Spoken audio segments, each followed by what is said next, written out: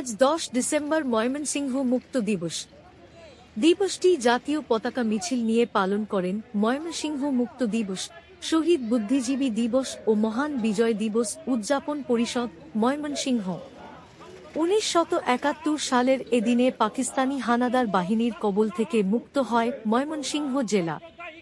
1971 সালের এই দিনে বীর মুক্তিযোদ্ধারা রক্তের বিনিময়ে পাকিস্তানি হানাদার বাহিনীর কবল থেকে মুক্ত করেছিলেন ময়মনসিংহ জেলা।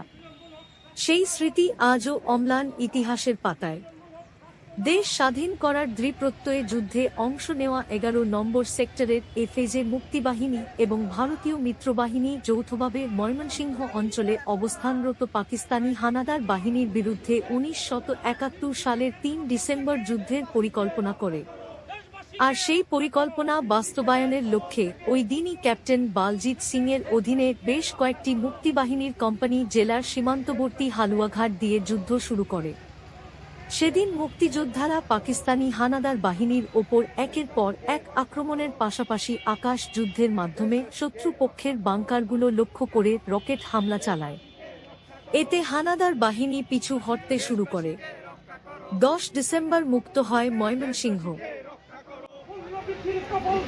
দেশবাসীকে রক্ষা করো, দেশবাসীকে রক্ষা করো, দেশবাসীকে রক্ষা করো, দেশবাসীকে রক্ষা করো। সাম্প্রদায়িক রাষ্ট্র না, মুক্তিযুদ্ধের চেতনা, বৈষম্যমূলক রাষ্ট্র না, মুক্তিযুদ্ধের চেতনা, নিপীড়নের রাষ্ট্র না, মুক্তিযুদ্ধের সাম্প্রদায়িক রাষ্ট্র না।